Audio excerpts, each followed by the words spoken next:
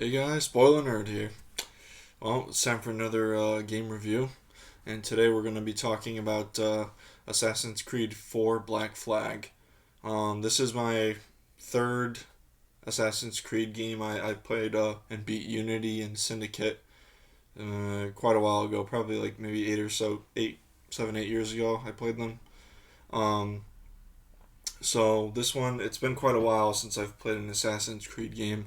I actually bought this one for my PS4 for about $15. It was the gold edition, so it came with like the additional content and everything. And uh, it's definitely it was definitely an awesome game. I really enjoyed my time with it. Um, so first, I want to talk about the story. The story is basically it takes place in the early 1700s. He plays Edward Kenway, who's a young man who works on a pirate ship. He sets off to be a privateer. He leaves the love of his life and back in England, and he goes to work on seek his fortune and everything. And he ends up on a pirate ship, and then that the ship he was on gets shipwrecked at the beginning of the game, and then you find somebody else who also happens to be shipwrecked on the same island. Um, and it's an assassin, or rather, you find out shortly after, former assassin who used to work for or no, now used to be an assassin. Now he's works for the Templars. So basically, throughout the series, as far as I understand it, there's two factions that kind of control the way history, like has the events of history have transformed. Um, so basically, transpired rather. Sorry. Um, Basically, the assassins want freedom for like everybody to make their own decisions. Templars want complete like government control over money and trade and how people think and everything like that. So, I guess an Illuminati kind of thing, basically.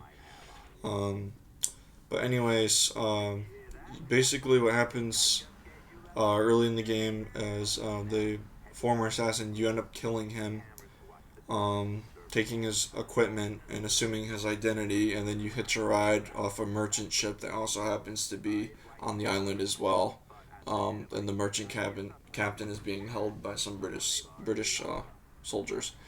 So you hitch a ride with him, and you get to uh, one of the first major cities or towns or whatever you want to call them in the game. They're called Havana, and essentially you meet up with some people, and you kind of get wrapped up in the whole war versus like the ancient war, assassins versus Templars, and you kind of work in Edward over time, kind of gradually starts to understand like the important being as a pirate himself. He understands the whole concept of freedom, so it's interesting to see how he changes and transforms into from a pirate just all about the money to an assassin, but like with honor still.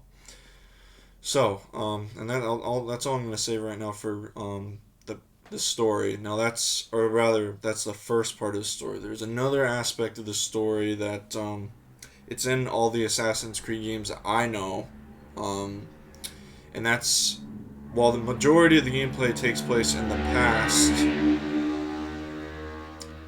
Um, there's also some gameplay uh, sequences that take place in the present, modern day, which I guess at that time, 2013 or something like that, I would assume, which is when the game came out. Um, but anyways, basically all you do, you're somebody who gets hired at Abstergo, which is just a front for the Templars. It's just like a whole, well, they make like virtual reality simulations and all that, which you partake in. That's how you access and play as Edward. But I don't care for these sequences at all. I think they're very stupid. I understand they want like a show how, I guess it's to show how, oh, the Templars are still operating in modern days or whatever, but I just don't care about any of it. Basically, all you do, the gameplay of it, is you walk around in first person, you do some hacking, you get like an iPad, you walk around and do some hacking mini games. Meanwhile, this jerk in the end is like yelling in your ears. He's saying like he like wants you to hack into the mainframe, and it turns out he's trying to like get info from Abstergo and all that, and find out what the Templars are up to and crap like that. But he's extremely annoying, and I hated him. And he's always like, "I own you, hacker. You're not gonna tell nobody." Throughout the whole game, and it's really just annoying. And yeah, I wasn't a fan of the modern day parts at all. I mean, I just wanted them to be over. Thankfully, there's only a few. I think there's 4 or 5 throughout the whole game, and they only last maybe 3 to 4 minutes usually. I mean, at least for me, they didn't take very long. I wanted them to be over very quickly. And then luckily you can return back to the actual fun part of the game, which is playing as Edward and exploring the entire Caribbean.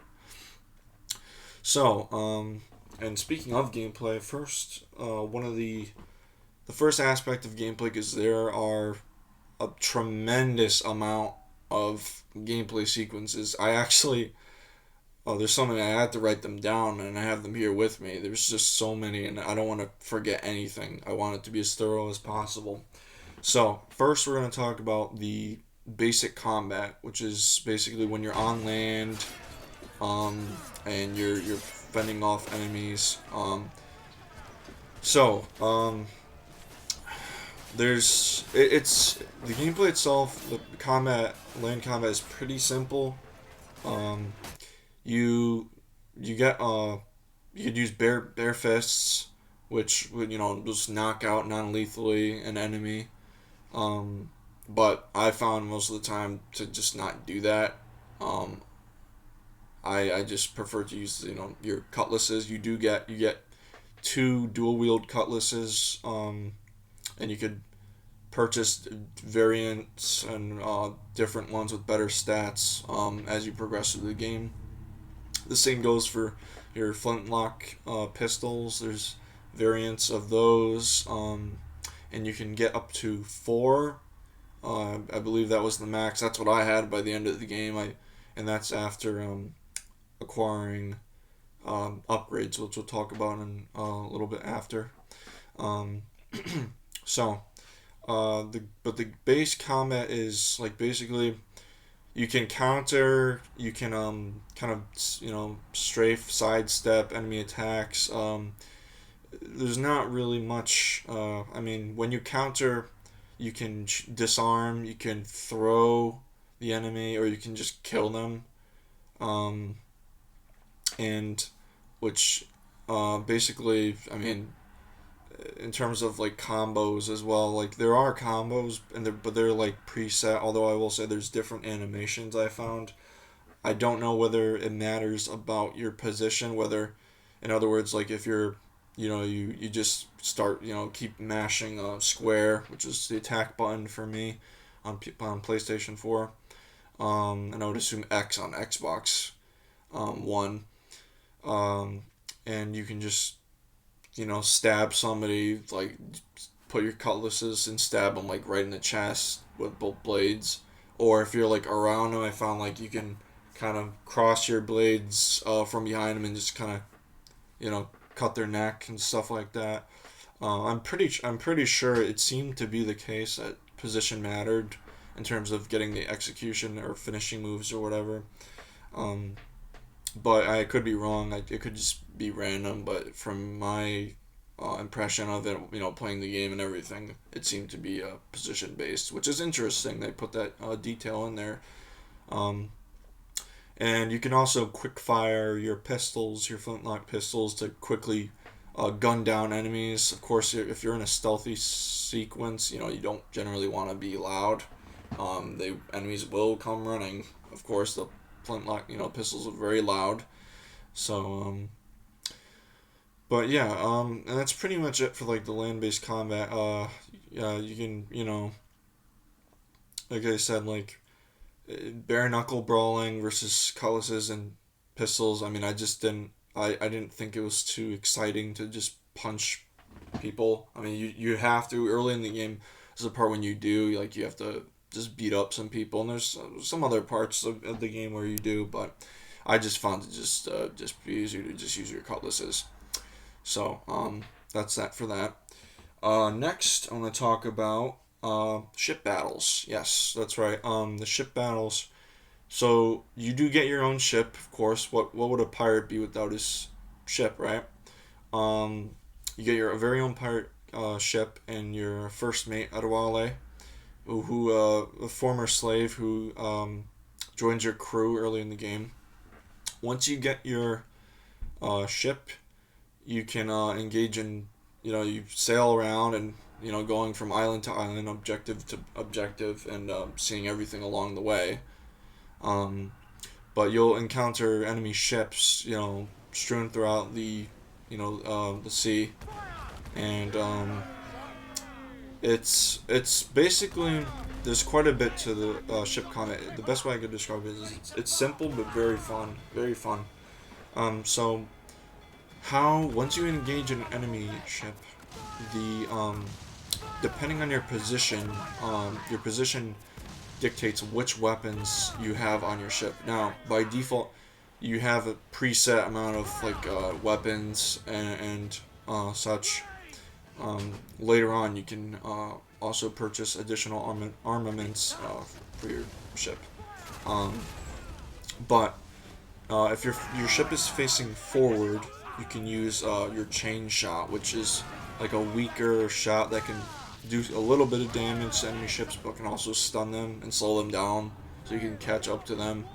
Um, Next, if your ship is facing left or right, whichever side, those are your broadside cannons. Which, if you've seen like any Pirates of the Caribbean movie or any pirate media in general, those it's basically a huge wall of cannons on each side of the ship. Those do the most. I found do the most like long distance damage, and just they're pretty strong overall. If you turn the camera behind you, and if a enemy ship is closing in on you, you're trying to get away from them or just maneuver around. You can drop fire barrels, which are basically uh, early versions of like mines, and they'll blow up, and um, the enemy ships will take damage from them. Uh, and also, you can use swivel guns if you hit the enemy enough or a certain position of the ship. You can a reticule will pop up on the ship, and you can press triangle to quick, or I would assume Y on Xbox, to quickly zoom over to the weak point and automatically deal a large amount of damage to it. There's no ammo cost or anything to that. It happens pretty frequently, I would say, during combat, especially if it's a large ship and you just keep wailing on them with cannon fire. That's the quickest way to take a ship down um, and board it, which is the next point. Once a ship is damaged enough, if you want, you could just finish it off. Um, but where's the fun in that? Um, Also, like if you do finish it off, you won't get the resources, or you won't get as many resources as you would from boarding it. So, and besides, what pirate would you be if you didn't pick boarding the ship, right? That's how you really feel like a real pirate, right? So you can once you board the ship, your crew throws grappling hooks. They reel the ship in, and then you can use a rope that's on your ship, and like a real pirate would. In like in an action movie, like a Pirates of the Caribbean, you can swing over on the rope and across to the enemy ship's deck and start battling out with the enemies, and having your crew join you, and it's really cool and cinematic and just feels so cool to do. You can also use your swivel guns from before to take out some enemies on the deck, although you only have a set amount of ammo for that, usually about 5 shots or so, which is understandable because I would find it boring to be able to take out everybody with just the swivel guns without even boarding the ship. So, but once you kill and meet because there's certain objectives. Once you meet like for example, you kill 5 or 10 enemies. It depends on the size of the ship. The larger the size of the ship, the more objectives there will be for you to complete. The more and the larger the ship, the more enemies there will be to take out, and usually it can get fairly challenging if it's like a man of war, because those are like the strongest, well, non-legendary types of ships, which we'll get into later as well. But once you complete the takeover of the ship, you can either choose to repair the Jackdaw, which is your ship. You can uh, send it to your fleet, which is like basically, I'll just cover this quickly because it's not something I really partook in that much. Excuse me. It's basically Kenway's Fleet is what it's called. It's basically like a mini game kind of feature where it's like you you ships you obtain like through boarding and plundering and all that. You gain control of, not like direct control, but you can like send them off to like collect whatever and come back, and you get like special goods like money or resources for like your ship upgrades and stuff like that. There's also exclusive like uh, stuff for your ship, like special sails and like um, stuff like that. You can get only through that. I did it a few times. I just didn't find it super engaging. Um, or you can the last option, so you can repair it, send it to your fleet, or I believe it's, I can't remember the last one off the top of my head. I know it's not like just destroy it. You can do, although you can do that anyway after you finish plundering it. But yeah. So the next thing is the naval forts. Yes, the naval forts. So while you're sailing throughout the West Indian Ocean, you can see these British naval or Spanish naval fortresses on the water and like, these islands that have like these set tower kind of defenses, shooting in cannons and mortars and stuff like that at you. Um, you have to take down the all the defenses. There's a set amount of them. Once you take them all down, you can infiltrate the fortress, and just you and your crew just kind of go in and kind of have to take down the captains and the commanders of the fortresses. Once you do, it's basically like a kind of like a base you can use. Although you do get your own like kind of main base, somewhat early in the game that you can go back to. These are like good, like kind of smaller bases for checkpoints and all that. And I found them especially useful while fast traveling and all that around, because you can fast travel in the game to basically any location that's that you discover that has a fast travel point to it.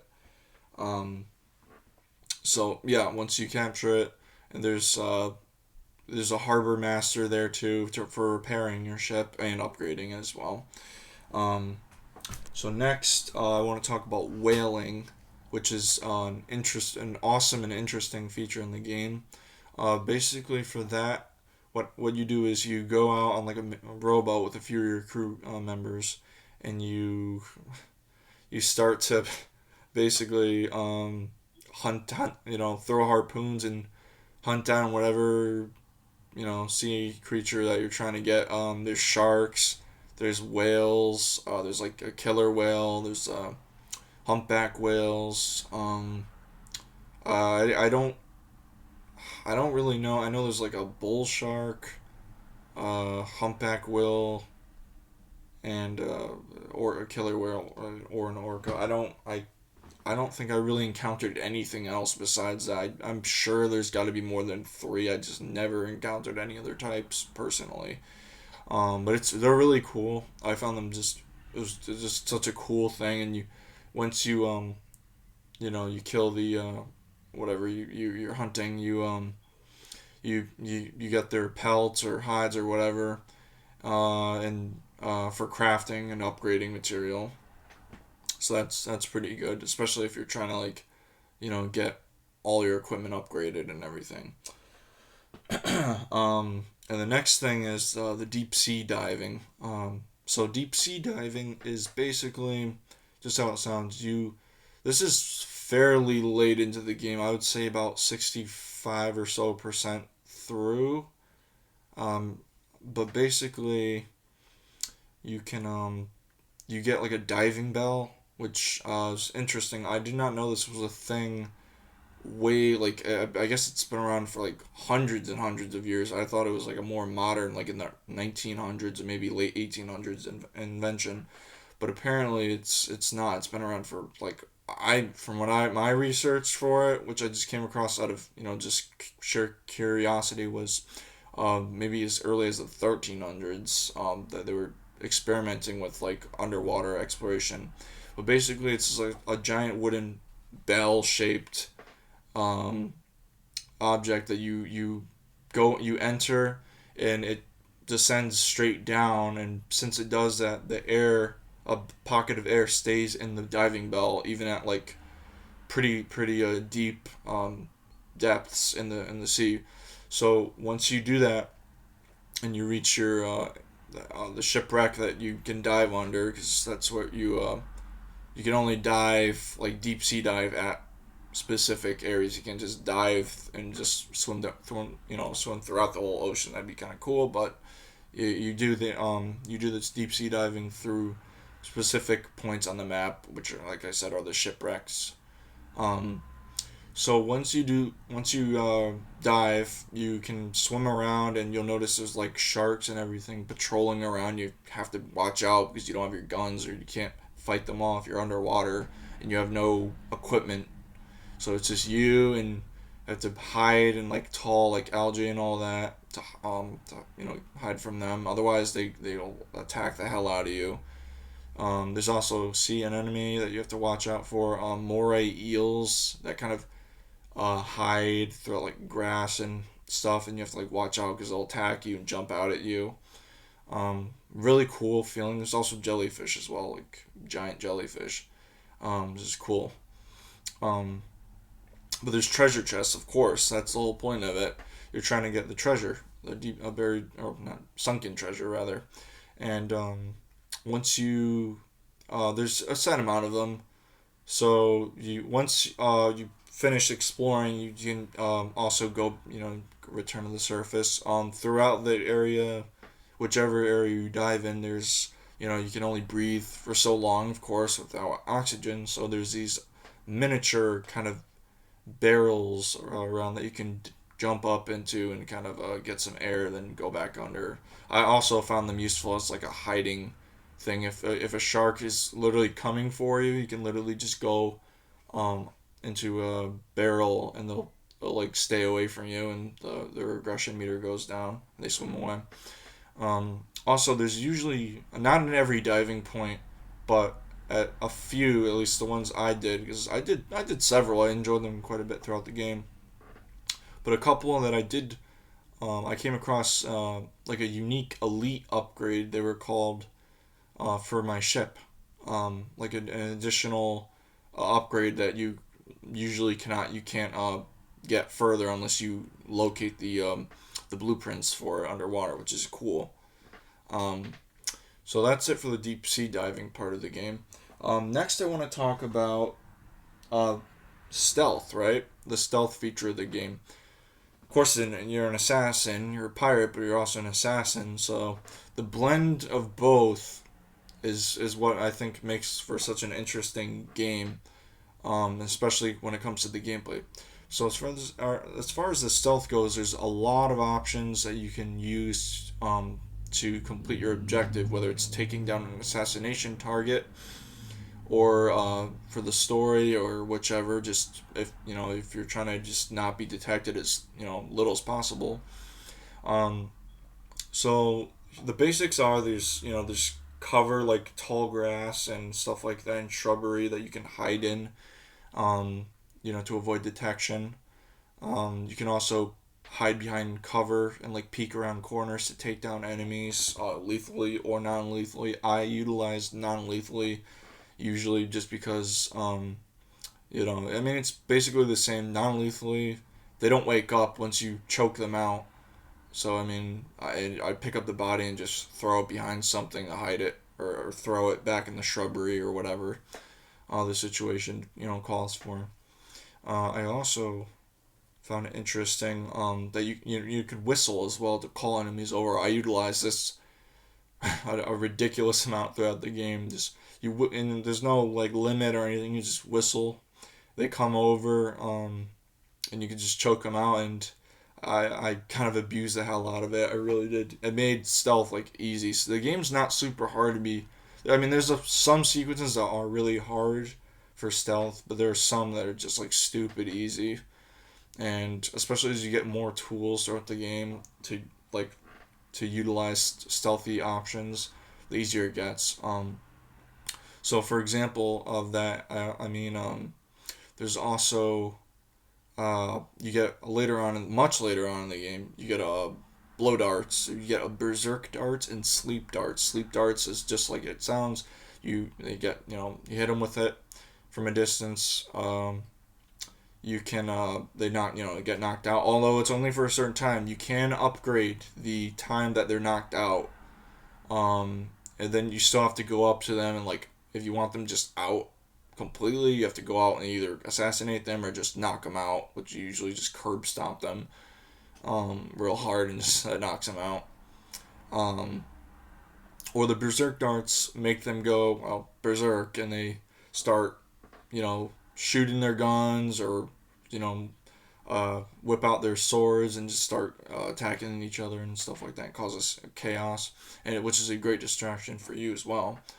Um, but eventually they die either through the enemies killing them or the poison, like because it's like a neurotoxin, and they die anyway.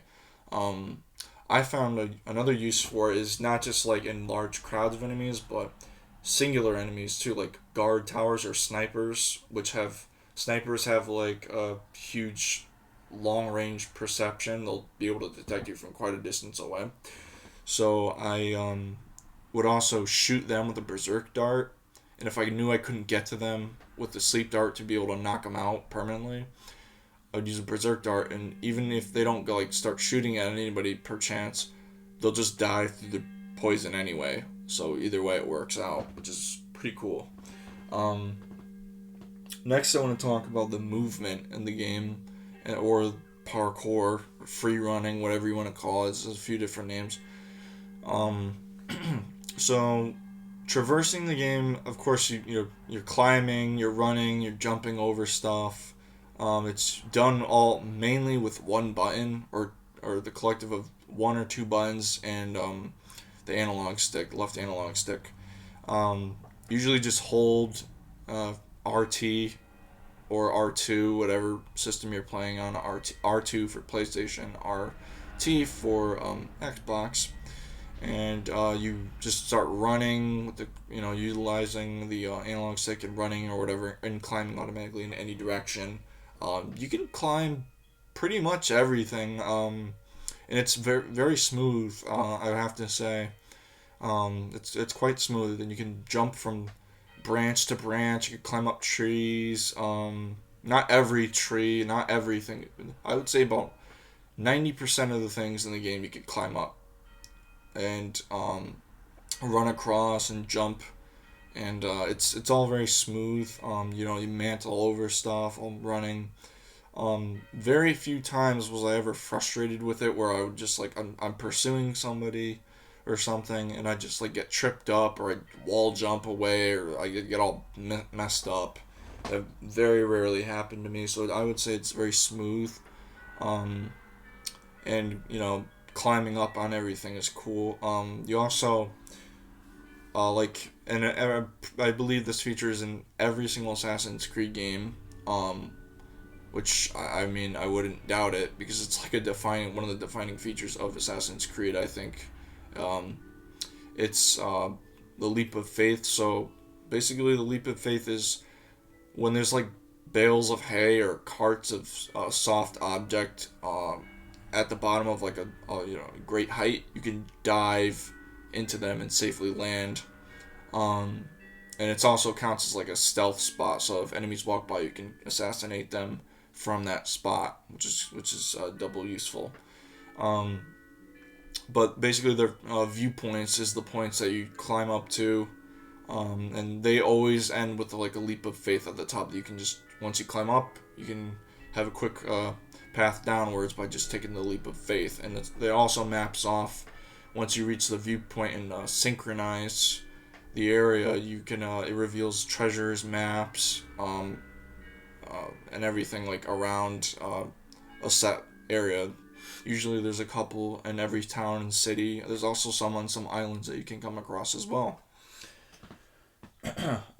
So I want to go into um, some more of the equipment that Edward gets throughout the game in detail. So I mentioned the sleep darts, the berserk darts. You also get hidden blades like any assassin. Um, Basically, they're uh, knives or blades hidden within gauntlets that you get, that are like a quick execution method for stealthy takedowns or just takedowns in general. You also, this is basically at the end of the game. I was surprised like it was another feature, like a feature at all. And I found them to be pretty cool. You get rope darts, which are basically darts you can shoot and pull enemies towards you into like a stealth kill or a knockout or whatever. You could pull them into cover, pull them into shrubbery or tall grass, and take them out safely. You can also, if you're like on top, like above somebody, pardon me, you can utilize the rope and hang them from the a tree branch or you know your stealth wherever you're watching over them, basically your viewpoint, which is pretty cool. You can also, I want to cover like all the upgrades as well for the ship and everything, and Edward. So I mentioned whaling earlier, so that does play into the upgrades. You need animal hides and pelts, and animal bone, which you get. That's a guaranteed. Every animal you skin, whether it's in the ocean or on land, you will get bone for it, which also you can use to craft darts. Um, and you need various and different animal hides and animal hides to craft specific upgrades. Also to upgrade Edward's health as well. You get upgrade your armor. You can upgrade your pouch for your ammo for your darts. It's really cool stuff. And as well, you can also get various there's various like outfits you can craft for Edward as well. You can also purchase some from the store, the weapons store, but you can also craft like unique ones as well, which is pretty cool. Um, there's also plenty of ship upgrades you can get as well. You can upgrade your whole ship from your cannons to your appearance. So for the cannons and weapons upgrades, you can upgrade your broadside cannons, your chain shot. You can get mortars for your ship. Once the concept of that is introduced, it's like a little tutorial. Once you get them, you can use them. They're basically for shooting enemies from like a long distance while dealing a large amount of damage to them. There's also uh, you can upgrade your fire barrels as well. You can also upgrade it's basically it's I believe it's called the power shot, which is basically when a ship is close to you and you're not like locked on or aiming at them, you can just wail on them with like a specialty like amount of it's just like a specialty cannon fire, and that does like a large amount of damage to enemy ships. That is like it can down even a man of war in like a very short time. Um, which by the way, if I didn't mention that before, man of wars are basically like these naval ships that have like hundreds of cannons like on each side, and they're like heavily armed, and they're really cool. They're also pretty challenging. Although when you do take them over or whatever, you get quite a bit of resources for your trouble, so it's worth the effort. Um, Now I want to talk about the side missions in the game. Uh, there's there's like these assassin or Templar hunts they're called. Templar hunts are essentially you hunt down specific uh, targets, and they're kind of like their own self-contained mini stories or quests that you help like a named NPC or a named assassin character that helps you, and you have to help them take out their target. And it's like it's their own little self-contained stories. They're pretty neat. I did a couple of them throughout the game. Um, I'm not sure how many there were, but I think I did three or four throughout my playthrough. Um, so there's also assassin contracts which you can take up if you so choose, for some extra money. You can there's like these bird cages throughout like the cities and towns that you can interact with and pick up an assassin contract for a particular target to take out. I did a couple. I didn't really do a lot. I just was so like engrossed in the story and just everything else, which there's clearly so much of. I just didn't really do that many of them. Um, so uh, now that's basically like every gameplay aspect I could think of. I do want to just say I'll go into like some miscellaneous details really quick. So like enemy types. For on land, there's like there's basic like pirates and all that. There's like and rogue pirates. You don't really fight too many of them. The majority of the game, like the main factions you fight in the game, are like Spanish soldiers and British soldiers.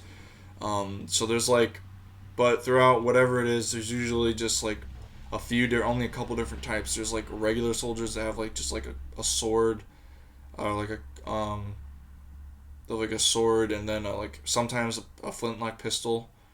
Um, there's like brutes that have like these axes, and they like throw bombs. They're also like more difficult to like counter attack and stuff like that. Most of the time, you have to like dodge their attacks. Um, there's like snipers as well. That like I mentioned, they have like long range and can shoot you from a distance and spot you from a distance as well. So they're especially deadly. There's like watchers. At least that's what I call them. They're like they appear to be like unarmed enemies. But they most of them do have like from a distance, but they do have swords or knives or something usually, and they're just like supposedly just like spot enemies, and usually run and get alerts or whatever. There's also uh, stealth areas, like in stealth areas there's like alarm bells sometimes that you can sabotage and make it so the enemies cannot call for backup or help, which is really important to do. um, and for enemy ship types, there's like they range for gunboats, which are like these tiny little dinky ships that you can't even board, um, to schooners, to like brigs, to frigates, and to man of wars, and then there's legendary ships, which I I didn't even bother. They're like extremely high, like in their high levels, like level 70 plus. Like they're really strong, super. I didn't even bother. with them. I encountered them once, two of them at once actually, and I was like, nope. I just sailed away. I wasn't gonna take my chance at the time. I know they have a ton of like money you get for doing it. I'm pretty sure you get like a trophy or an achievement for doing them, but I didn't want to take the chance at the time. I just wanted to get to my objective or explore or whatever. Um, and but like as I mentioned, like every as whatever ship as they like progress in difficulty and level, of course they drop better resources and equipments once you board or destroy them. Because once you destroy them, if you choose to just destroy the enemy ships, you can be like I said, you just won't get as many resources. Um, so there's also there's just a lot to get into. Still, like there's treasure maps you can find while exploring like islands that maybe have like one viewpoint that you can like fast travel to. There's like a couple wild animals to hunt down, like deer or like monkeys or something stuff like that, or jaguars. I think there's black panthers you can also hunt down um, later in the game. But there's treasure maps you can find near skeletons.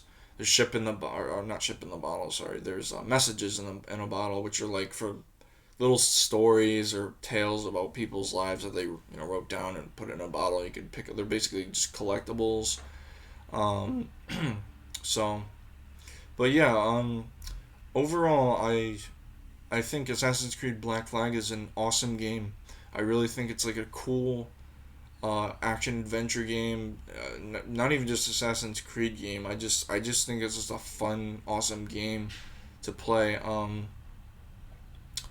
And really quick before I close off this review, I want to say one of the biggest things I love in the game so much was sailing around and singing the sea shanties, which are another type of collectible you can get like throughout the towns and villages and stuff.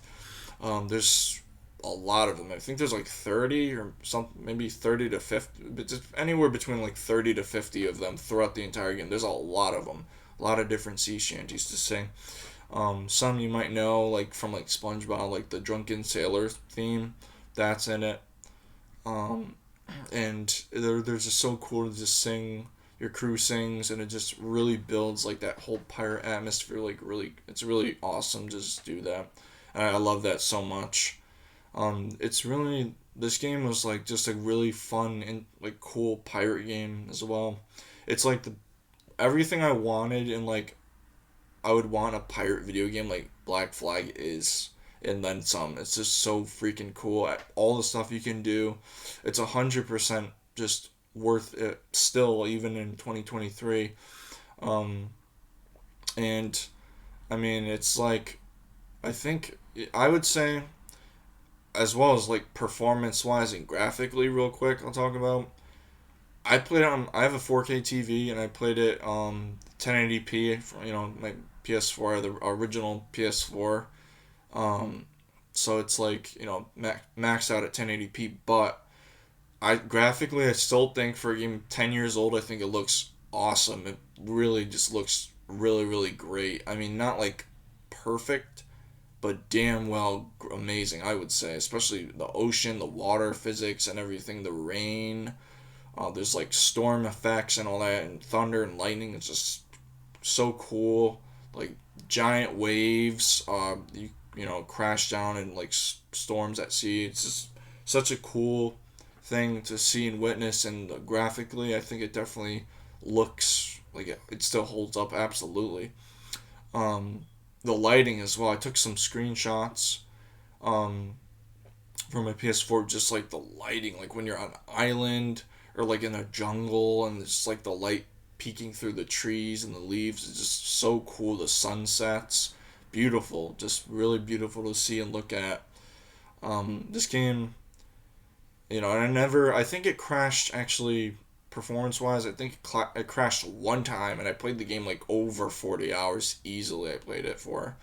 So, but it's really worth it. I mean, I paid 15 for it. Not long after that, it went on sale for Xbox, which as of now, I believe it's still on sale for $9. Although I think that's just the base game. It's 100% worth it still. If you have a PS4, Xbox, or whatever, get it. It's just such an awesome game, and I highly recommend it.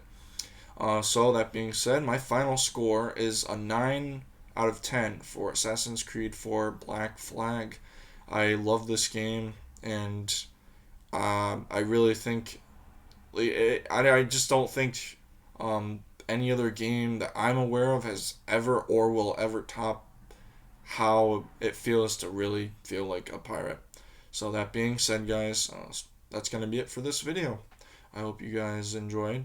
Don't forget to share, like, subscribe to my channel, The Spoilernerd, and my buddy's channel, Johnny B and Steampunk Jester, or The Jester, on YouTube, and follow him on Twitch as well, The Jester. Um, and our collective channel, the Lafafi Squad, um, where we post videos and collaborate on different games together. So yeah, check us out. All right, guys, that's gonna be it. Spoilernerd out.